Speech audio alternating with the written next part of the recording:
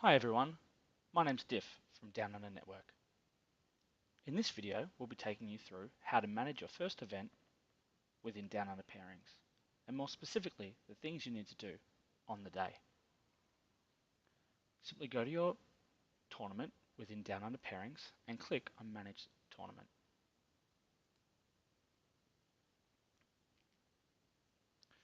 The first thing you'll need to do is activate your players. You'll notice that you have a whole list of players with a status of registered. Only active players will be included in the round pairings. To do this, you simply click on the registered status. That will then mark that player as active. And you can do that for each of the players. Now in this example, I've just activated the first 12 players. When you're ready to start the first round, simply click on round 1. This will come to your Manage the Round screen. It'll tell you how many active players you've got. You can preview your score sheet from this point, and when you're ready, hit Sort the Round. This is going to go through and pre-sort the players based on a random allocation for the first round, while excluding people who are within a blood rule group. If you need to make any changes at this point, for example, let's say Adam and Ben may not have entered a blood rule, however you know they play regularly. You can simply come in, click the X. You'll now notice that that means that Adam and Ben are unpaired, and I'll do that for one other game. I can then pair Adam against, say, Alex, and Ash versus Ben, and I've now paired everyone. You'll notice it also tells you the default round start and round end. There are some countdown timers within Down Under Pairings. It'll use that round end to manage those. If you've started late, or even early, which is a little bit rarer, hit the update button and you can update the round start and finish time. But let's hit Sort the Tables. Initially, it sorts all players from top to bottom, tables 1 to however many. The number of tables listed or used can be found under Event Settings and Tournament Details. If I scroll down a little further, I can see I'm using tables 1 to 50. If you don't have that many tables, make sure you update those numbers, otherwise players may be paired on tables that you don't have. I can always go back to my round 1 via the menu. Let's say we have a stream table, and we've decided that one of these games needs to be on that table. And let's just assume that table 1 is that table. So I can come in and say, well, we're going to put Anthony Chu's game on table 1. You'll notice I've got a pairing message warning saying 2 tables have the same table number, and it's highlighting those in red. I have to go to the other table and update it appropriately. And when I'm ready, I hit Activate the Round. If you are pre-sorting players before the event and you wish to publish these, you can always select Public Preview, and that will mean that players can see who they're paired against before the round starts. But in this example, let's just hit Activate the Round. By default, each game will be given a score of a draw. If players do not enter a scorecard and you wish to finalize the round, you will get a number of warning messages, but if you decide to continue anyway, maybe you have a hard dice down rule, and if people haven't done so, you simply give them a draw. You can simply hit finalize the round and it will give those players a draw. As a tournament organizer, you can enter scores on behalf of any player, and for this demo, I'll be doing just that. So let's go into game number 1. I'm going to hit Enter Scores. Once the scores have been entered, I'm going to hit Submit. In this example, they only got 4 turns. It is reminding me that they did not complete naturally, and am I happy with that result? In this case, I'm going to hit OK. As the tournament organizer, it'll bring me back to the manage the round. As players, it'll take them to the leaderboard. In this example, I can see the row is now blue, and it's highlighting that the turns only completed 4. Now this is more relevant when you have a larger event and you wish to keep track of any issues that may have occurred with number of turns. If both players have confirmed the scores, the line will show in green. If at any stage you wish to see what the colours mean, hit Explain Colours. Let's enter the scores for the rest of the players. Now that all the scores have been entered, I can see a couple of colours again. So blue is telling me once again that one player has submitted the score and the other player is yet to confirm. Confirming the scores is not a mandatory process, and you can finalise the round without confirming scores per player. However, you will be warned. The green ones down below tell me that both players have not only 1 entered the score, but 2 confirmed the score. Now I've randomly entered some scores, and I can see on table 4 that the game did not end naturally, and it only had 2 turns. And I know that because the turn number is showing in red. You'll notice that on table 2, the bottom row, the 2 is not in red.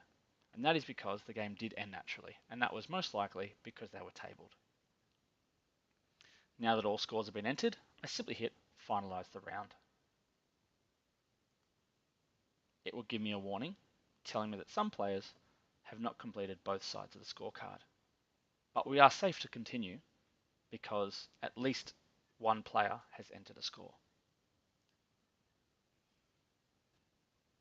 Now I've finalised round 4 and I'm about to start round 5. Let's hit sort the round. In this example, the event is an ETC style of event, so there is some victory point differential, and so different size wins can come into play. A tournament organizer has the ability to sort players either by their round points, then their battle points, or purely by their battle points. In this event, we've simply sorted them by their battle points. So you'll notice that while the top game, Andrew versus Anthony, are on the highest wins on round points, followed by battle points, you'll see Aslak is playing someone who's on 2 wins, and Alexander, who's also on 3 wins, is playing Alex, who's on 2 wins. And that is because we're sorting by their battle points. Before I finalize round 5 results, I'm going to activate some voting. To do this, I go to Event Settings and Tournament Details. I've got the ability of choosing Player's Choice and Favorite Player. Now, depending on your event and how you've set it up beforehand, different options are available for these votes. This event simply has a Player's Choice voting option. So let's go to that status and select Active and hit Submit. Now, players themselves will now be able to vote as per the previous video we went through for playing in your first event. But if a player does not have a smartphone and you need to vote on their behalf, simply hit Manage Players.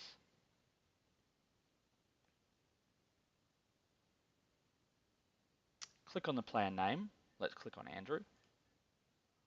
And you'll notice at the top there's a votes option. Let's click on that. On this screen, you'll get to see who the players voted for. In this case, they haven't. But if they have, you can change it. And who's voted for them.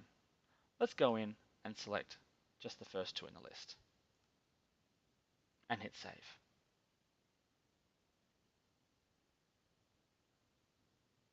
That'll then take me back to the Manage Players screen. Now there's quite a lot of information on this screen, and we have a number of hide and show buttons up the top to assist. But of course there is a scroll. If I scroll across, I can see in the votes column, if they have voted, it'll show in green. And of course, if I scroll down a little further, I can see some players have a number in there. This tells me that this player has 2 votes, but they themselves have not yet voted. Some events may also have an actual paint judge going through and judging armies. And you can do that by simply clicking on the paint score button. Alternatively, if you're a paint judge, you can do that through the public page. Let's go ahead and do that through the public page in this example, because not all paint judges have to be tournament organizers. There will be an additional option in the menu called Paint Judging, which they can click. and it will list all the players, who they've judged to date, and of course we haven't judged any, what their scores may be, and a button to judge their army. Let's go and click in there. Depending on the paint scorecard, you'll have different options. In this example, it's effectively a 10 or a 0. So let's come in and give a 10 and submit. Now, if you're a tournament organizer, this will bring you back to the Manage Players screen. If you're a paint judge, it'll take you back to the Paint Judge screen. Let's go enter just a couple more so as I can show you the awards a little further on down the track. Now that I've entered some paint scores and some votes, let's go ahead and finalize that 5th round.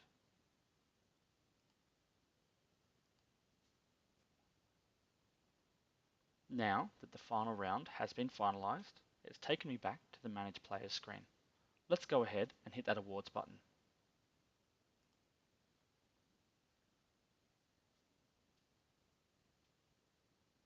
Now this screen does assume that you've entered your awards prior to the event, but at any stage you can hit that Add Individual Award and add your own. By default, 2 will be created on any new event. Tournament Champion, which grabs your total overall points. Now, in this example, remembering I didn't enter paint scores and votes for all players, you'll notice that Andrew, those are the same score, whereas Adam is on 68 total points, but only 58 battle points. That's because they've received 10 paint points. If I scroll down, I can see my best general. Now, depending on how you wish to sort this, you can sort this either by round points, which remember is your win-loss, and then battle points, or purely by battle points. Completely up to you. If a player has won a previous award in the list, and remembering you can move them up and down using the arrows, it'll highlight them in yellow. So yes, you still know who won the award, but if you are someone or a tournament organizer who likes to share out the prizes and maybe not double up, you might decide instead of giving Andrew Best General, because keeping in mind Andrew won the overall event, I'm going to give it to Aslak. If I scroll down, I've then got my Best Presented already set up as well. So it's telling all those votes, and I can see Adam Ryland has won Best Presented.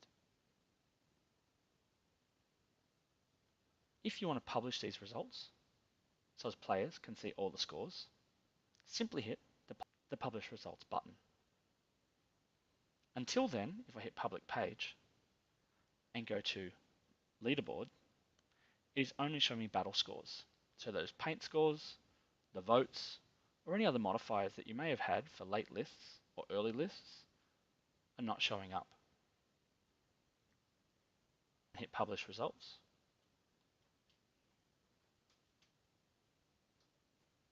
That will then take me to my public page. I see the player standings, and at this point, not only do I see the battle scores, I see the presentation scores, remembering I didn't score everyone. I see the presentation votes, and any modifiers, which remember will probably be late list penalties or early list bonuses. What their total overall score was, and how many Down Under Pairing ranking points you may have received. Everything we have went through today can be found on our wiki. If you simply click the help icon on any one of our screens, it'll take you to the Down Under Pairings wiki page. Let's look at tournament organizers and on the day, step by step. This will take you through that player activation, setting up your table numbers, sorting your rounds, managing the rounds, and setting up and activating player voting. Once again, everything we've gone through today. We hope that you've enjoyed this video, and if you do have any questions, please don't hesitate to get in contact with Down Under Pairings. Until next time, have fun gaming.